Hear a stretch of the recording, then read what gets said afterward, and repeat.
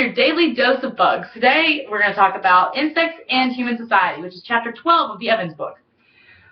This is talking about how we have an impact on insects and insects have an impact on us. Instead of studying just like each creature individually and like honing in on every little detail about them, we should study more of the representation of species instead of each individual, which would be nearly impossible because there's so many different out there. We should look at ones that are going to give us the main principles of life and ones that will help us in the future. However, to throw out entomology altogether would be dumb. We don't want to go back to 1793 when yellow fever almost destroyed the entire population of Philly. No thanks.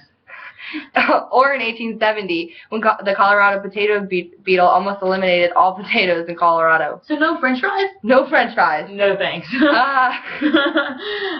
We must keep studying and learning, especially with all the trade and travel that's out there. Like you can get from here to across the country or across the world for that matter in like less than a day.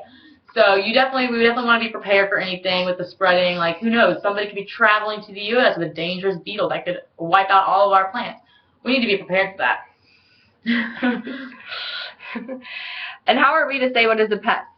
Even with the use of some insecticides, turn unimportant insects into important ones.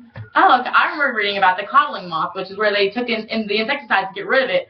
But instead of taking the population down, it actually spread and it turned them into pests, which we don't want. And along those lines, like no insect can be labeled bad or undesirable. Like nature's too complex for that. Like something that harms us might help a plant out there, which in turn helps us. So we need to think about everything.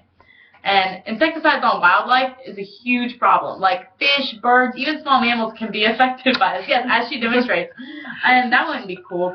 And especially with the lack of research. Like in the fire ant campaign in the southeastern U.S., they spent about $2 million just on the control measures, but not on research. I mean, come on. We need to know what we're dealing with before we deal with it. Two new types of prevention or control of insects is the spreading of insect disease organisms, so they kill the insects themselves, and the manipulation of the insect's environment. That could be helpful. And ecology is a new science, ecology is the study of relationships of organisms to their environment.